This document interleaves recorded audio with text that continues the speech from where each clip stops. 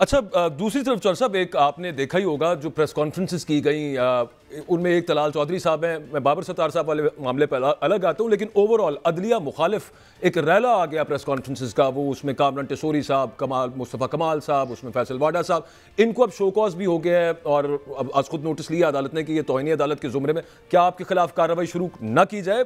जिस तरह की ज़ुबान इस्तेमाल की गई, अब उससे जो टीवी प्रोग्राम्स के अंदर फैसल वाडा साहब ने बाद में आके कहा कि नहीं मेरा मतलब ये था, ये नहीं था, लेकिन do you think that it constitutes, ये तौहीन अदालत के जुमरे में आता है जो बयानात उन्होंने दिए? उसकी वजह क्या है, उस पर अलग बात आपसे पूछूंगा फिर। नहीं, बिल्कुल आता है, उसमें तो आता है। अगर आप कहें कि हम ये लोग जजेस की पगड़ियों से फुटबॉल खेलेंगे, इससे कोई ज़्यादा सख्त ज़बान हो सकती है। पर एक चीज़ नोट करें जी, ये वाडवा है कौन? ये पीपल्स पार्टी का टिकट हासिल करदा तो नहीं है, नहीं, ये नून लीग में भी नहीं है जी, ये एमक्यूएम में भी नहीं है, और ये सेनेटर हो गया। सेनेटर होना कोई या तो इसने 1.5-2 करोड़ रुपए लगाए हों। मैं ये इल्ज़ाम नहीं दे रहा अपने एमएनएज और एमपीएस पे, पर मैं ये कहता हूँ कि या तो इसने 200 करोड़ लगाए हों तो हो गया हो। ये कहाँ से आ गया है? ये किसी फरीक का तो नुमाइंदा है ना। जी जी बिल्कुल। और वो फरीक जो है, वो फरीक जो है वो पीछे बैठा सब कुछ कर रहा है, सब कुछ करवा रहा है। अब ये नहीं कहा जा सकता, पहले कहा जाता था ये तलाल चौधरी है, ये दानियाल अजीज़ है, और ये तो बेचारे सज़ा याफ्ता हो गए। बट जिनको ने को सज़ा नहीं मिली, ख्वाजा आसिफ ने क्या कुछ नहीं कहा किसी के बारे में जी। और ये राना सनाउल्लाह ने क्या कुछ नहीं कहा। मरियम ने ट्रक लेके गई और सुप्रीम कोर्ट के सामने, चीफ जस्टिस की अदालत के सामने खड़ी होकर ट्रक, और उधर से लाउड स्पीकर और जो कुछ उनको कह सकती थी वो कहा। अदलिया ने दरगुजर किया। अब पॉइंट मेरा ये दरगुजर का भी नहीं, पॉइंट मेरा ये है, ये वाडवा किसका कैंडिडेट, जिसका ये कैंडिडेट है उसकी ज़बान ये बोल रहा है, और वो इस वक्त चाहते हैं कि हम अदलिया को ज़ेर कर लें।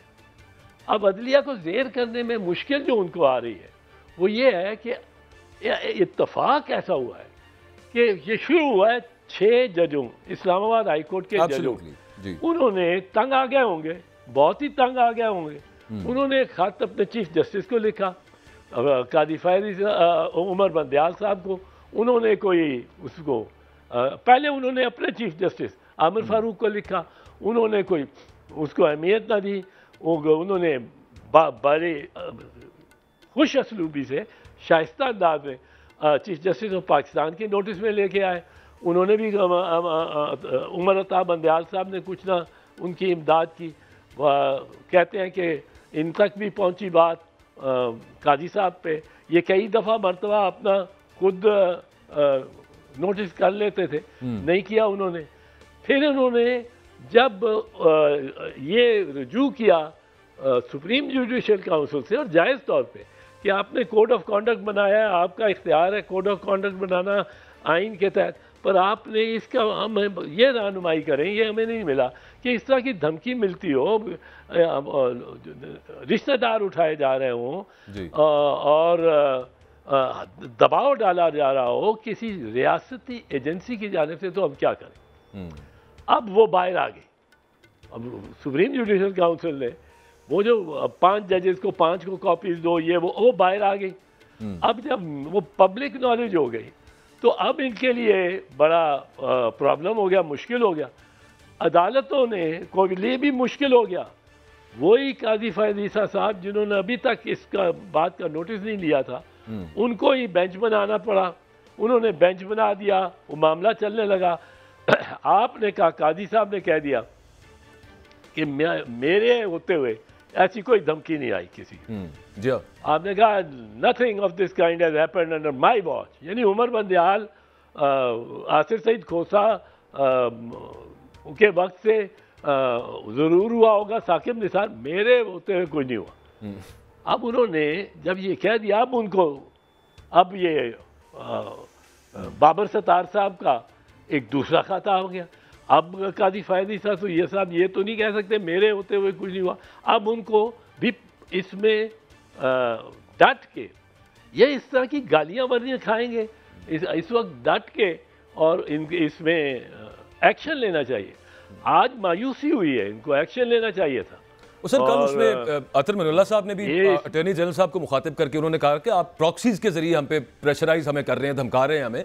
उससे पहले जो बाबर सत्तार साहब के खत का एक एक्सेप्ट वो जो लीक हो गया, पता नहीं जहाँ से भी वो आया, उस पर भी खैर हुकूमत कह रही कि ये कहाँ से निकला, वो उसकी अब अलग तहकीकात शुरू हो रही हैं, लेकिन उसमें कहा गया कि उनको बैक ऑफ होने का कहा जा रहा है। और फिर दूसरा कहा गया कि प्रेशर बनाया जा रहा है। तो अटॉर्नी जनरल साहब ने एक वीडियो बयान दिया, उन्होंने कहा कि मेरे ऑफिस के थ्रू, और फिर साथ एडवोकेट जनरल के ऑफिस के थ्रू ये रिक्वेस्ट आई थी कि इसको इन कैमरा रखें इस सब मामले को। मैं आपसे ये जानना चाहता हूं कि इस तरह का कोई मामला हो जिसको फिर बाद में अता तारड़ साहब ने नेशनल सिक्योरिटी से भी जोड़ दिया, तो ये डायरेक्ट कोर्ट के अंदर भी तो रिक्वेस्ट की जा सकती थी थ्रू एडवोकेट जनरल। ये कहलवाने की आपके ख्याल में मुनासिब थी मामला?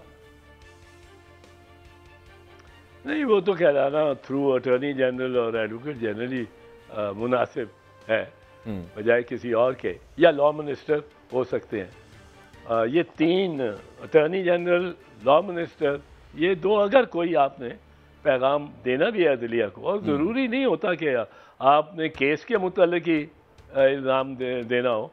कोई जज या बड़ा जज किसी दूसरी जुरिस्डिक्शन से विजिट कर रहा हो, चीफ जस्टिस का गेस्ट हो, तो प्राइम मिनिस्टर अगर फ़ोन उठा के उनसे पूछ लें कि सर कोई ज़रूरत है किसी चीज़ की, किसी ताउन की, आपके मेहमान आ रहे हैं, एक कॉन्फ्रेंस भी आप कर रहे हैं, आप एडमिनिस्ट्रेशन को जो कहेंगे वो करेगी।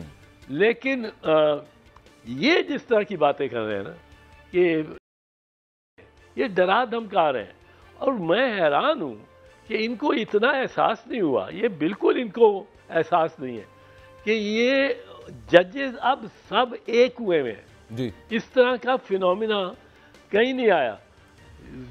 जूनियर मोस्ट जज in the high court to the chief justice, इनकी मजबूरी है कि ये एक हो जाए, मजबूरी है, क्योंकि ये अब इंस्टीट्यूशनल इनको फेस करना पड़ रहा है फेडरल गवर्नमेंट को। फेडरल गवर्नमेंट शहबाज शरीफ की नहीं, फेडरल गवर्नमेंट वो जिसने शहबाज शरीफ को सहारा दे रखा है, जैसे एक दफ़ा बाजवा साहब भी सहारा देते थे जी। तो वो ये उनकी तरफ से मैं समझता हूँ बड़ी एडवेंचरिज्म है ये भी।